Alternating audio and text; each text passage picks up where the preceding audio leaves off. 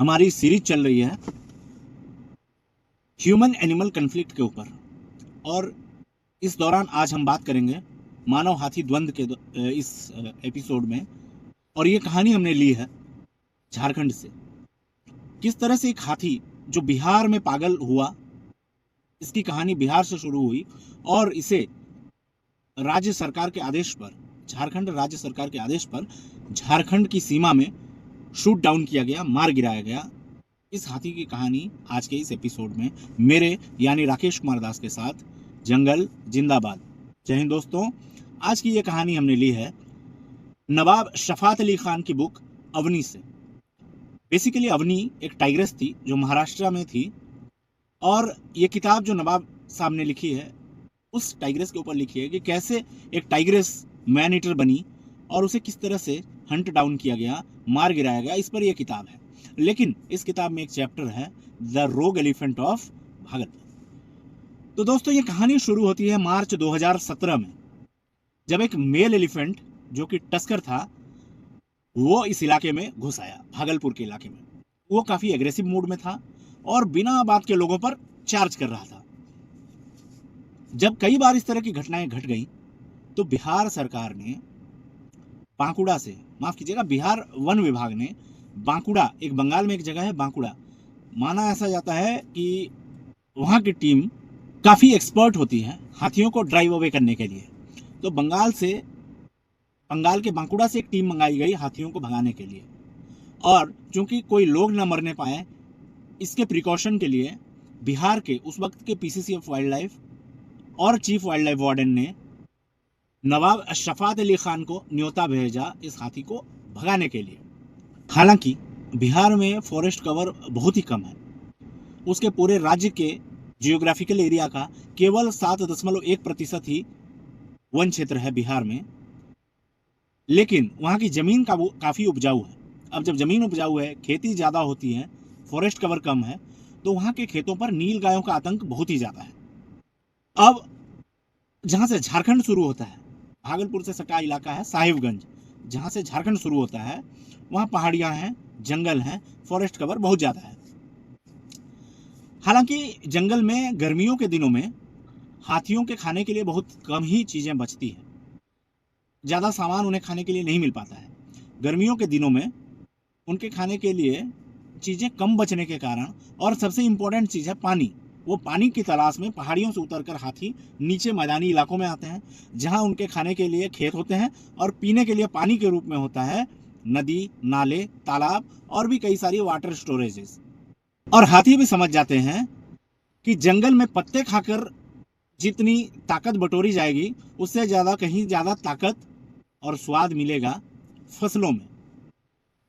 Cash crops, नकदी फसल, यानी कि केले, कटहल, गन्ने आदि, इस तरह की फसलें। तो हाथी गन्ने के खेतों में घुस जाते हैं, कटहल के बगीचे में घुस जाते हैं, केलों के बगीचे में घुस जाते हैं।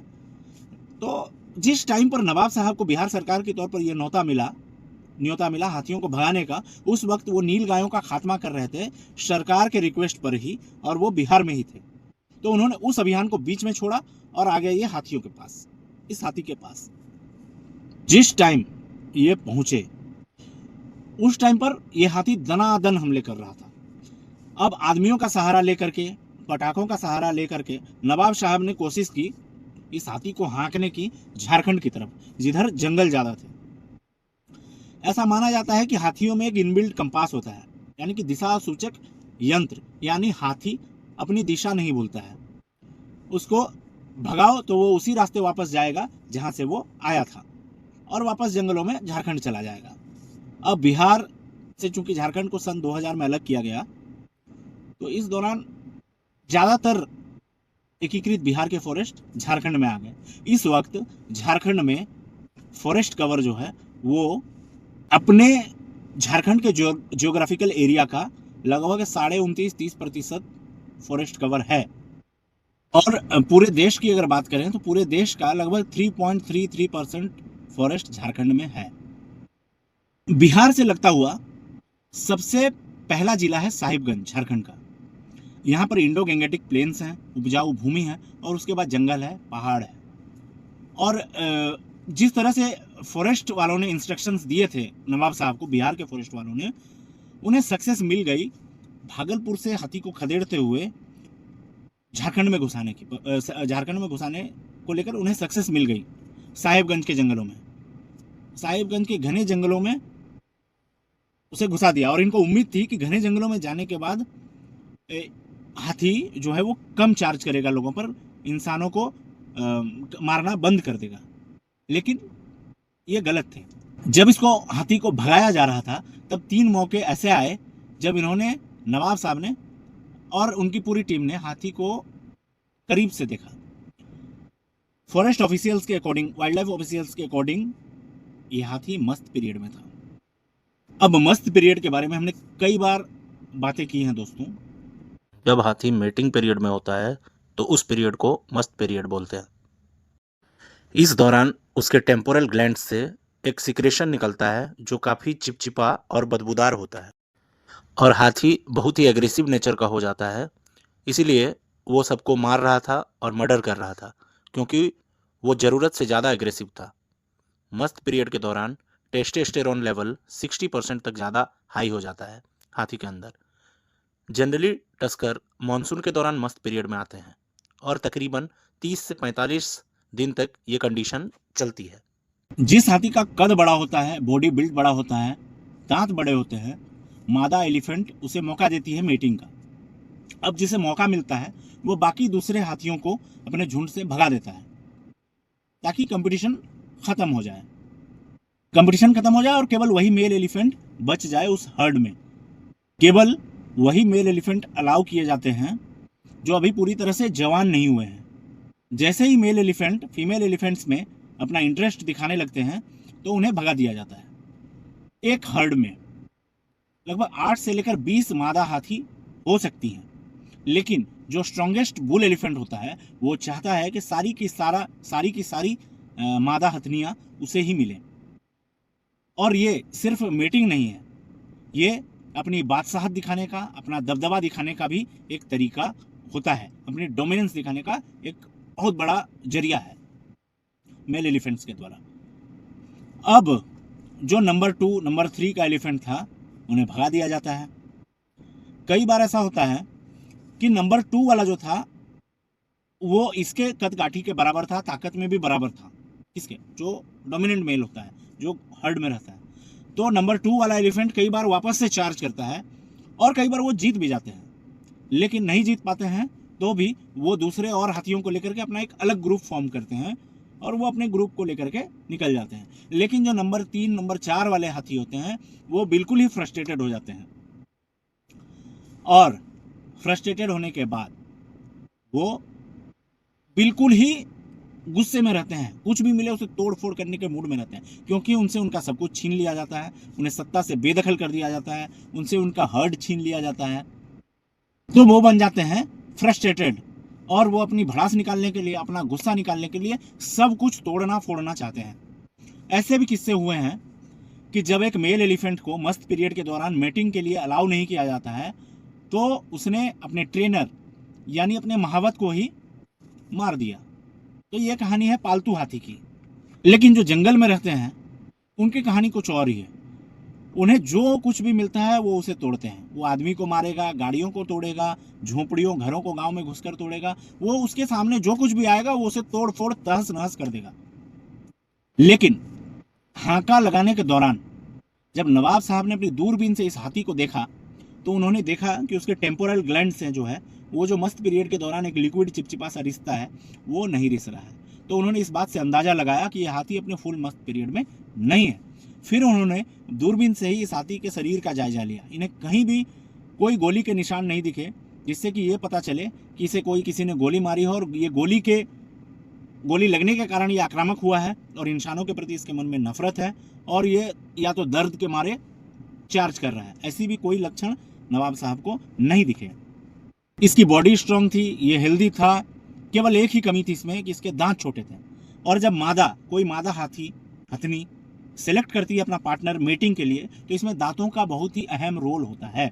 अब जब ये उस हाथी का पीछा कर रहे थे तो इस तस्कर ने एकदम से पीछे मुड़ा, और उस पीछा कर रही टीम जो बांकुड़ा की टीम थी उस पर चार्ज कर दिया। अब इन्होंने एक बात नोटिस किया कि जब ये हाथी डेंस फॉरेस्ट में होता था तो ये काफ़ी ज़्यादा आक्रामक हो जाता था, बहुत तेज चार्ज करता था किसी भी इंसानों के ऊपर या किसी भी चीज़ पर ये बहुत ज़्यादा रिएक्ट करता था। लेकिन जब ये ओपन फील्ड में होता था तो ये उतना चार्ज नहीं करता था। जैसे ही ये जंगल के दायरे में आता था ये बहुत ही ज़्यादा एग्रेसिव हो जाता था। लेकिन उन्होंने किसी तरह सावधानी बरतते हुए उसे घने जंगल में इसको खदेड़ दिया और ये वापस लौट गए। अब इन्हें भागलपुर के लेविश सर्किट हाउस में रुकाया गया था। ये 4 दिन वहाँ रुके और ये इंश्योर किया कि ये हाथी वापस ना लौटने पाए। जब 4 दिन बीत गए तो ये वहाँ से पटना को निकले और पटना से फिर वो अपने घर को वापस हो गए।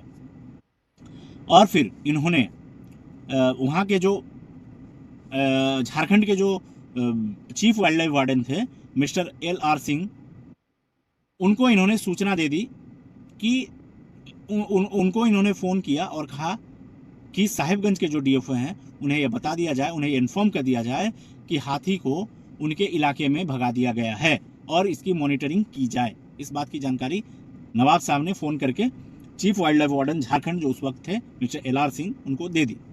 हाथी साहिबगंज जिला में 40 किलोमीटर तक अंदर घुस चुका था और एक 3 महीने के बाद इसने पहाड़िया जनजाति के एक व्यक्ति को मार दिया झारखंड में। ये पहली वारदात थी उसकी। इसने एक पहाड़िया जनजाति के व्यक्ति को अपना शिकार बनाया। अब इसके बाद उसने अपनी वारदात, उस हाथी ने अपनी वारदात को बहुत ज़्यादा बढ़ा दिया और जितने लोगों को यह मारता बहुत ही क्रूर तरीके से मारता था, बिल्कुल भी दया नहीं दिखाता था। अगस्त आते आते इसने 9 लोगों को झारखंड में मार दिया। वो जो 4 लोग इसने बिहार में मारे थे वो अलग थे। इसने सिर्फ झारखंड में ही 9 लोगों को अब तक मार दिया था। अब फॉरेस्ट डिपार्टमेंट इस हाथी को ट्रैंकुलाइज करने के बारे में सोचने लगा कि किस तरह से इस हाथी को ट्रैंकुलाइज करने का काम किया जाए। तो डिपार्टमेंट ने यह काम सोचा। उस वक्त के रांची जू के बहुत ही सीनियर वेटनरी डॉक्टर थे, डॉक्टर अजय कुमार, उनको और नवाब सफात अली खान साहब को ये जिम्मा उन्होंने सौंपा झारखंड फॉरेस्ट डिपार्टमेंट ने। DFO साहिबगंज की तरफ से इनको ये इमरजेंसी कॉल मिला इन दोनों को और वे यहाँ से नवाब साहब हैदराबाद से फ्लाई करके रांची पहुँचे और ये साथ में लाए थे अपनी .458 विंचेस्टर मैग्नम राइफल। उस वक्त वहाँ के DFO थे जिनका नाम था मिस्टर मनीष तिवारी। इन्होंने नवाब साहब और डॉक्टर साहब को उस इलाके का पूरा जायजा कराया। जब वो रास्ता दिखा रहे थे तब कई ऐसे अंधे मोड़ आए जो कि बहुत ही डरावने थे। कई बार ऐसी चढ़ाई आई जिसने इन्हें दहशत में ला दिया था। कई बार इनको अपनी गाड़ियां छोड़नी पड़ती थी और पैदल ही जाना पड़ता था ऊपर उन गांव में जिन्हें लोगों ने इस हाथी के डर से खाली कर दिया था। जितने भी पहाड़िया लोग इन्हें मिलते थे वो इनके पैरों में गिर जाते थे और रिक्वेस्ट करते थे कि प्लीज़ उन्हें किसी तरह से इस पागल हाथी से मुक्ति दिलाई जाए। एक बार जब ये एक गांव में पहुंचे इस तरह से तो इन्हें बताया गया कि अब जब सूरज डूबेगा तो वो हाथी पहाड़ों से निकलकर गांव की ओर आएगा, घरों को तोड़ेगा, फसलों को रौंदेगा और झोंपड़ियों की तरफ जाएगा। वहाँ पर जो भी इसे मिलेगा उसे कुचल डालेगा। कई बार इस तरह की घटनाएं हुई। महिलाएं अपने बच्चों को लेकर के रातों रात दूसरे घरों में भागती थी और उस भागने के क्रम में कई बार जो भी आदमी या महिला इस हाथी के सामने आ जाते थे उनका बचना लगभग नामुमकिन ही था। ये पहाड़िया लोग जो लगभग 25,000 की संख्या में जंगल में ही रहते हैं, इनकी आबादी पूरे झारखंड में लगभग 25,000 के आसपास ही है बची है। तो ये लोग जंगल में ही रहते हैं और जब इस तरह का कोई एनिमल जो कि रोग हो जाता है, पागल हो जाता है या मैन ईटर हो जाता है या वायलेंट हो जाता है, तो ऐसी परिस्थिति में ये लोग टोटली उस जानवर के रहमो करम पर जंगल में जिंदा रहते हैं। साहिबगंज के जंगल बहुत ही दुर्गम और कठिन है। नवाब साहब ने अपनी किताब में लिखा है कि मैंने कई सारे प्रोजेक्ट्स कई सारे जंगलों में अक्रॉस द कंट्री किए हैं, लेकिन इतने दुर्गम इतने कठिन जंगल मैंने अपने जीवन में कभी नहीं देखे। यहाँ के पेड़ काफ़ी ऊंचे ऊंचे हैं। अब इस घने जंगल में हाथी को ढूंढने का एकमात्र तरीका था कि उन लताओं डालियों को हाथी जिधर से तोड़ता हुआ निकला है उसको फॉलो करते हुए उस हाथी को ट्रैक किया जाए। अगस्त के पहले हफ्ते आते आते हाथी ने 2 और लोग मार दिए। अब chief wild life warden Jharkhand उस इलाके में कैंप करने आ गए ताकि वो इस बात का जायजा ले सकें कि ऑपरेशन किस गति से चल रहा है। और 7 अगस्त को इनको खबर मिली कि हाथी टूटी पहाड़ी पर है, उसके आसपास देखा गया है। तो इन्होंने बांकुड़ा वाली टीम को अपने साथ लिया, जो बांकुड़ा की ट्रैकिंग टीम आई थी उसको लेकर वहाँ पर चले गए। ये जो ट्रैकर होते हैं बांकुड़ा के, ये काफ़ी ही ट्रेंड होते हैं और इस तरह के ऑपरेशंस के लिए यहाँ इन्हें खास तौर पर ट्रेन किया गया है, क्योंकि बांकुड़ा में जब इस तरह के हाथियों के हमले होते थे पहले, तो उसको ध्यान में रखते हुए इन्हें ट्रेन किया गया है। ये काफ़ी ट्रेंड होते हैं और ये जो ट्रैकर होते हैं ये अपने साथ भाले रखते हैं और लंबे लंबे भाले होते हैं। इसके आगे ये कपड़ा बांध देते हैं और जैसे ही हाथी दिखता है तो ये मशाल जला देते हैं और ज़रूरत पड़ने पर आग के गोले भी उस हाथी की ओर फेंकते हैं। ट्रैकर्स के साथ हमेशा एक बी टीम होती है या सेकंड टीम होती है जो अपने साथ कैरोसिन कैरी करती है। अब जनरली इनकी मशाल वाली जो टेक्निक है, ये कोई सभ्य हाथी होता है या मादा हाथियों का झुंड होता है, तो उसके लिए काफ़ी इफेक्टिव होती है ये मशाल वाली टेक्निक। लेकिन इस तरह का जब कोई रोग एलिफेंट होता है, उसे पटाखों से कोई डर नहीं लगता, उसे भालों से कोई डर नहीं लगता, उसे आग के गोलों से कोई डर नहीं लगता, तब इनके पास एक प्लान बी होता है कि अपने भालों को ज़मीन में रख देते हैं, नीचे रख देते हैं और ये खुद पेड़ पर चढ़ जाते हैं। एक और दूसरा तरीका है इन रोग एलिफेंट को कंट्रोल में लाने का, वो है कुंकी एलिफेंट्स। कुंकी एलिफेंट्स वो ट्रेंड एलिफेंट्स होते हैं जिन्हें हाथियों को कैप्चर करने के लिए ट्रेनिंग दी जाती है। लेकिन दुर्भाग्यवश उस वक्त बिहार और झारखंड के उस इलाकों में कोई कुंकी एलिफेंट्स मौजूद नहीं था। टूटी पहाड़ी पर जाकर इनको पता चला कि वो रोग एलिफेंट अभी अभी निकला है एक रास्ते की ओर, जिसे कि झाड़ियों से बंद कर दिया गया था और जिसकी ऊंचाई थी लगभग 10 फीट। इन्होंने अपनी गाड़ियां पार्क कर दी और चल पड़े आगे की तरफ। उनके साथ था अर्जुन, जो कि बांकुड़ा टीम का लीडर था। वेटनरी डॉक्टर अजय कुमार अपने ट्रैंकुलाइजिंग गन के साथ रेडी थे। उपेंद्र जो उनका गनर था, वो था अपनी हैवी राइफल के साथ तैयार, और यह खुद नवाब साहब अपनी .458 मैग्नम राइफल के साथ रेडी थे। करीब 6 किलोमीटर चलने के बाद, 5-6 किलोमीटर चलने के बाद अर्जुन ने हाथी को ढूंढ लिया। बांकुड़ा की टीम का जो लीडर था उसने हाथी को ढूंढ लिया। हाथी लगभग 25 मीटर की दूरी पर था। अब ये जमीन पर बैठ गए, बैठ करके हाथी को देखने लगे। ये खड़ा होकर हाथी को नहीं देख पाते थे क्योंकि काफ़ी सारी झाड़ियाँ थी और उन्हें वो व्यू नहीं मिल रहा था खड़े होकर जिससे हाथी की पोजीशन को क्लियरली मेजर किया जा सके। तो इस लिहाजा वो झुक करके हाथी को देख रहे थे। अचानक अर्जुन उछल करके खड़ा हुआ और इनसे बोला नवाब साहब से कि हाथी ने हमें देख लिया है और वो हमारी तरफ ही आ रहा है। अचानक उपेंद्र ने बोला, अब हमें मरने से कोई नहीं बचा सकता, ये हाथी हमें पकड़ लेगा। इनके साथ के गनर वगैरह जो थे वे क्रीपर्स को हटा रहे थे, लताओं को हटा रहे थे ताकि रास्ता क्लियर हो सके भागने के लिए। और डॉक्टर इस दौरान जब उन्होंने देखा कि हाथी ने इन्हें देख लिया है, इन्हें भागना चाहिए, मात्र 25 मीटर की दूरी पर हाथी है, तो ये भागने भी लगे। इस दौरान डॉक्टर अजय कुमार गिर गए तो नवाब साहब ने उन्हें हाथ दे करके उठाया और देखा कि हाथी जो है वो बिल्कुल पास आ चुका है। अब इनके पास जो ऑर्डर थे कि हाथी को ट्रैंकुलाइज करना है, गोली नहीं मारनी है। अब इन्होंने निशाना लिया एकदम से हाथी के चलते हुए पैरों पर। जैसे ही इन्होंने निशाना लिया, हाथी जैसे ही 15 मीटर की दूरी पर था तो इन्होंने 2 शॉट फायर किए ट्रैंकुलाइजिंग डार्ट के। हाथी अचानक से टर्न हुआ और इनके ऊपर हाथी के शरीर पर लगे कीचड़ की छींटें पड़ी और हाथी वापस से दूसरी ओर मुड़ गया। जब इन्होंने देखा कि हाथी मुड़ चुका है तो ये वापस उपेंद्र और अर्जुन की तरफ देखे। तब इन्होंने देखा कि उपेंद्र और अर्जुन लगभग 300-400 मीटर दूर जाकर एक पेड़ के ऊपर चढ़ चुके थे। तब इन्होंने राहत की सांस ली कि हाथी वापस हो गया है। अब ये उस हाथी के साथ अपने दूसरे इनकाउंटर का इंतजार करने लगे। अब बिना कुंकी एलिफेंट्स के, जो कि ट्रेंड एलिफेंट होते हैं, उनके बिना इस रोग एलिफेंट को ट्रैंकुलाइज करना बड़ा ही मुश्किल हो रहा था, क्योंकि ट्रैंकुलाइजर की शूटिंग रेंज बहुत ज़्यादा नहीं होती है और घना जंगल दूसरी मुसीबत था। तो इस पहले इनकाउंटर के बाद ये जब वापस चलने लगे तो चलते हुए लगभग 4-5-6 किलोमीटर चले होंगे, ये रास्ता भटक गए। घना जंगल था, वहाँ कोई मोबाइल नेटवर्क नहीं आ रहा था और इनका वायरलेस सिस्टम भी काम नहीं कर रहा था जिससे कि कंट्रोल रूम को मदद के लिए बुलाया जा सके या कांटेक्ट किया जा सके। अब लगभग 3-4 घंटे ये ऐसे ही चलते रहे, अंधी चाल चलते रहे जंगल में, और चलते चलते इन्हें एक कस्बा सा दिखा 6, 7, 8, 10 झोंपड़ियाँ रही होंगी उस इलाके में।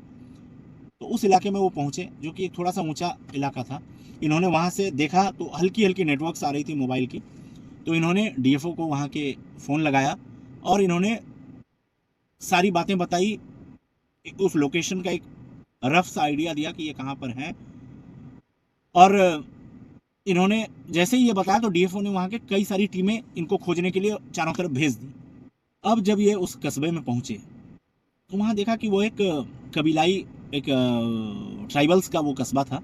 जैसे ही वो वहाँ पहुँचे तो इनकी खुशकिस्मती ये रही कि उन लोगों ने इन्हें पहचान लिया और जो कुछ भी उनके पास खाने का था उन्होंने इन्हें ऑफ़र किया। अब चूंकि इतनी परेशानी के बाद ये वहाँ पहुँचे थे तो इन्होंने, खैर हालांकि इन्होंने खबर तो कर दिया था फॉरेस्ट डिपार्टमेंट के हेडक्वार्टर में कि वो किस जगह है, एक रफ आइडिया दे दिया था। फिर भी इन्होंने उस कबीले के, उस गांव के हेडमैन को इन्होंने कहा कि सुबह सुबह रनर्स भेज दें फॉरेस्ट डिपार्टमेंट के ऑफिस में ये खबर देने के लिए कि हम लोग यहाँ हैं, सुरक्षित हैं।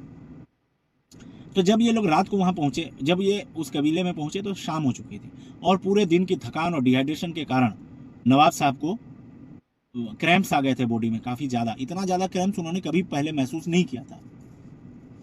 तो डॉक्टर अजय कुमार ने इन्हें नमक और चीनी का एक काढ़ा सा बना करके दिया, जिसको पीने के 1 घंटे बाद नवाब साहब को थोड़ा सा आराम मिला और रात को इन्होंने चावल और चाय का डिलीशियस डिनर करने के बाद ये लकड़ी के फट्टों पर सो गए। सुबह गांव के बच्चे जो बहुत ही ताकतवर और सक्षम होते हैं, लगभग जंगल में 9 से 10 किलोमीटर सुबह सुबह वे दौड़ कर जाते हैं और वन विभाग के ऑफिस में ये खबर दे देते हैं इनके सुरक्षित होने की और इस जगह पर होने की खबर पहुंचा देते हैं। खबर पहुंचने के कुछ देर बाद सुबह सुबह ही चिंतित फॉरेस्ट ऑफिशियल्स की टीम वहां पहुंचती है, इन्हें रिसीव करती है और ये जंगल के रास्ते ट्रैकिंग करते हुए साहिबगंज सर्किट हाउस पहुंचते हैं, साहिबगंज फॉरेस्ट रेस्ट हाउस पहुंचते हैं। वहाँ पर डॉक्टर अजय कुमार और नवाब शफ़क़त अली ख़ान साहब ने एक हाई लेवल मीटिंग ली और उस मीटिंग में इस बात पर चर्चा हुई कि ये कैसे इस जंगल में खो गए थे और इस बात पर भी चर्चा हुई कि पिछले दिनों हाथी ने 2 और लोगों को मार दिया है। अब डॉक्टर अजय कुमार ने जो परेशानियां हो रही थी उनको गिनाया, फॉरेस्ट ऑफिशियल्स के सामने अपनी बातें रखी कि क्या परेशानी हो रही है हाथी को ट्रैंक्विलाइज करने के लिए। घने जंगल हैं, रफ टेरेन है, गाड़ी नहीं जा पा रही है, रास्ता भटक जा रहे हैं, क्योंकि ट्रैंक्विलाइज एक लिमिट के अंदर ही ट्रैंक्विलाइजर चलाया जा सकता है, बहुत ज़्यादा दूर से ट्रैंक्विलाइजर मारा नहीं जा सकता।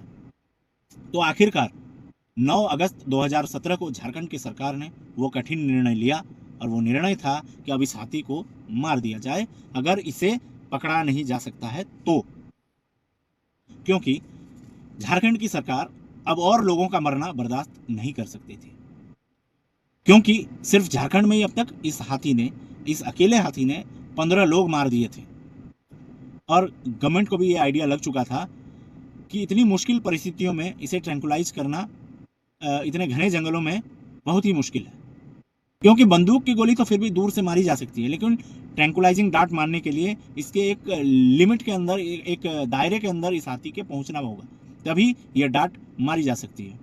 ना तो हमारे पास कुंकी हाथी हैं, ना कोई और साधन है इस हाथी के पास इतने करीब पहुंचने के। तो आखिरकार सरकार ने वो ऑर्डर्स दे दिए इस हाथी को मार गिराने के लिए, लेकिन फिर भी सरकार ने ये बता दिया कि अगर संभव हो ट्रैंक्विलाइज करना तो वही पहला ऑप्शन होना चाहिए, क्योंकि हाथी जो है वो झारखंड का राजकीय पशु है। लेकिन इस टीम के पास, नवाब शफ़क़त अली खान साहब की जो टीम थी, इसके पास बहुत सारी मुश्किलें थी ट्रैंक्विलाइज करने के लिए, क्योंकि इंडिया में M99 ड्रग्स को बैन कर दिया गया है, जो इस्तेमाल में की जाती थी हाथियों को ट्रैंक्विलाइज करने के लिए। ये ड्रग अफ्रीका में बहुत ही कारगर साबित हुई थी हाथियों को ट्रैंक्विलाइज करने के लिए, लेकिन इंडिया में इस ड्रग को नारकोटिक का दर्जा मिला हुआ है, इसीलिए सरकार इसके इंपोर्ट की परमिशन नहीं दे सकती थी। अब ट्रैंक्विलाइज करने के लिए कई दवाओं का मिश्रण तैयार करके ट्रैंक्विलाइज करना होता था। ये वो दवाई थी जो लेपर्ड और टाइगर को ट्रैंक्विलाइज करने के लिए इस्तेमाल में लाई जाती थी। अगर हाथी भूखा है तब तो यह दवा काम करती, और अगर उसने खाना खाया हुआ है तो फिर ये एक और इंसान की रेस्क्यू टीम से जान ले लेती।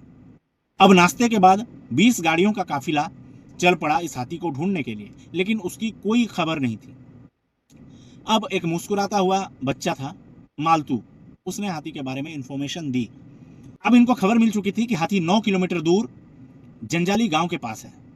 अब इन्होंने जल्दी से लंच किया और उस तरफ बढ़ चले। रास्ता खराब था तो इन्होंने एक ट्रैक लिया और एक उस ट्रैक लेकर के उस तरफ पहुंच गए जिधर ये हाथी था। अब नवाब साहब और डॉक्टर अजय कुमार ने आपस में यह फैसला किया था कि सबसे पहले इस हाथी को ट्रैंकुलाइज करने की और पकड़ने की कोशिश करेंगे। डॉक्टर अजय कुमार के पास थी एक telescopic dart injected tranquilliser gun, जिसमें मिक्सचर भरा गया था केटामाइन और जेलाजाइन का, और पोटेंसी रखी गई थी 100 mg पर मिलीलीटर। उपेंद्र के पास में वो चैन थी जिसके सहारे अगर हाथी को ट्रैंकुलाइज कर दिया जाता और वो गिर जाता तो उसके पैरों में ये चैन पहना दी जाती ताकि वो तेजी से भाग ना पाए। अब इसी दौरान इनको 3 लोग मिले जिनको हाथी ने दौड़ाया था जब वे लोग वीकली मार्केट से अपने घर का राशन लेकर के वापस लौट रहे थे। तब इनको उस हाथी ने दौड़ाया और उन्होंने वो राशन फेंक करके अपनी जान बचाई, जो राशन उनके परिवार के लिए 1 हफ्ते का पेट पालने का साधन था। अब नवाब साहब ने उन लोगों को ये ऑफर दिया कि चलो हम साथ चलते हैं और तुम लोग अपना वो सामान उठा लेना। तो वो लोग फिर राजी हो गए। वो लोग इनके साथ चले नवाब साहब के साथ। थोड़ी दूर जाने पर ही उन्हें अपना सामान बिखरा पड़ा मिला था। सब्जियां बिखर गई थी, बाकी झोले थैले वगैरह वो उस तरह के पड़े हुए थे। तो उन्होंने उन सामानों को इकट्ठा किया, नवाब साहब का बहुत बहुत शुक्रिया अदा किया, धन्यवाद बोला और वो वापस अपने रास्ते वो लोग चले गए। अब उस जगह जो हाथी के पैड मार्क्स थे, जो पाँव के निशान थे, उनको, और उसने जो झाड़ियाँ तोड़ी थी, पत्ते तोड़े थे, पेड़ तोड़े थे, शाखाएं तोड़ी थी, उनको ट्रैक करते हुए नवाब साहब बड़ी मुश्किल हालत में जंगल को पार करके उस टूटी पहाड़ी तक पहुँचे जहाँ पर वो हाथी था। यानी कि उन 3 लोगों को दौड़ाने के बाद हाथी जिस तरफ गया था उस तरफ ये लोग पहुँचे। यहाँ पहुँचने के बाद इनको हाथी का गोबर मिला जो कि काफ़ी फ्रेश था, बिल्कुल गर्म था वो गोबर, यानी कि थोड़ी देर पहले का ही गोबर था। चूँकि अब अंधेरा हो चला था तो वो लड़का जो था मालतू और अर्जुन ने सेफ्टी के लिए पेड़ पर चढ़ जाना ही उचित समझा। और नवाब साहब और बाकी लोग भी काफ़ी डरे हुए थे, क्योंकि हाथी अगर वहाँ आ जाता, यानी कि मान लीजिए अगर हाथी सामने से दौड़ता हुआ आता तो आप कितनी भी अच्छी गोली मार रहे, वो भले ही मर जाए लेकिन उसका मोमेंटम नहीं रुकता और ये लोग हाथी के नीचे आकर पिस सकते थे। हवा भी अपनी दिशा बार बार बदल रही थी। इनको डर लग रहा था नवाब साहब को कि हाथी कहीं सूंघ न ले उनकी प्रेजेंस को और इन पर अटैक न कर दे।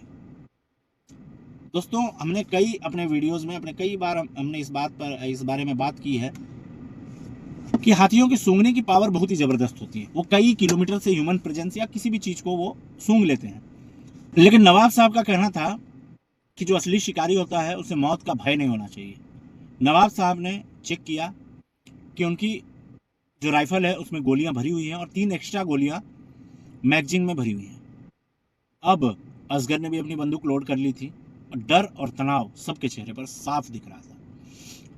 अब इन्होंने सबको क्लियर इंस्ट्रक्शंस दे दिए थे कि अगर अचानक से हाथी चार्जिंग कंडीशन में दिखे तो एक तरफ की ओर डाइव कर जाए, जहां उन्होंने साफ किया था, जहां उन्होंने झाड़ियां क्लियर की थी, तभी ये बच सकते हैं।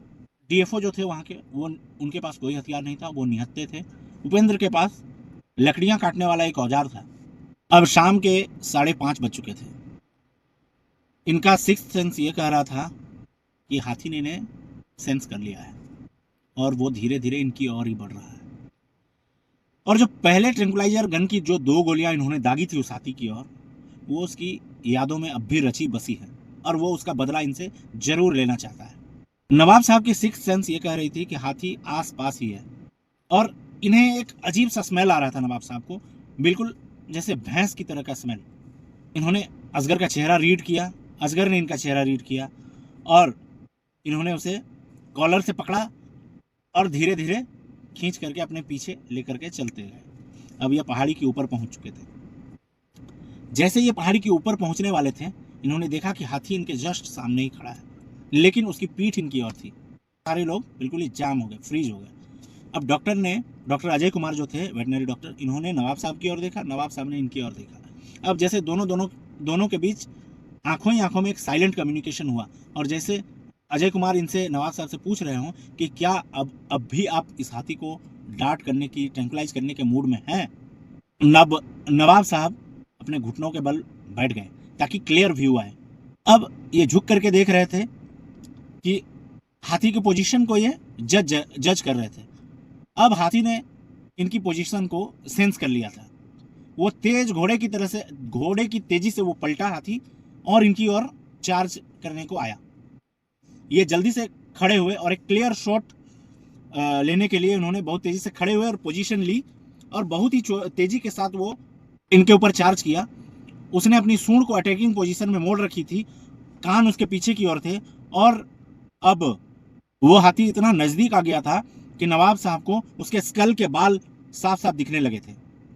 धरती हिल रही थी और उस हाथी ने वार्निंग वाली जो चिंगाड़ होती है वो भी उसने नहीं करी थी।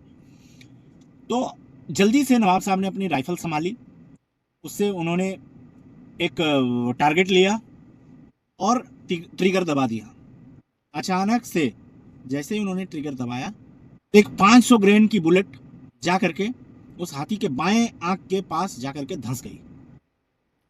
उसके बाद वो एक मॉन्स्टर की तरह बैठ गया हाथी। भले ही गोली उसके ब्रेन को मिस कर गई हो, लेकिन उसे गोली सर पे लगी थी और वो काफी दर्द में था, इसलिए वो वहां पर एक जगह बैठ गया। उसकी आंखें डायरेक्ट नवाब साहब की आंखों में देख रही थी। वो काफी दर्द में था, लेकिन वो तस्कर अब भी जिंदा था। उसने अपनी सूंड को हिलाया। तब तक नवाब साहब ने दूसरी गोली चैम्बर में भरी और जैसे ही वो एक और शॉट लेने के लिए उछल कर एक सही पोजीशन लेने को उछले तो पीछे की कंटीली झाड़ियां उनके शर्ट में और पैरों में धंस गई। अब उस हाथी जो कि एकदम करीब आ चुका था, लगभग 4 मीटर की दूरी बच गई थी, उसने एक सूंड को अपने ऊपर से नीचे की ओर नवाब साहब की ओर चलाया।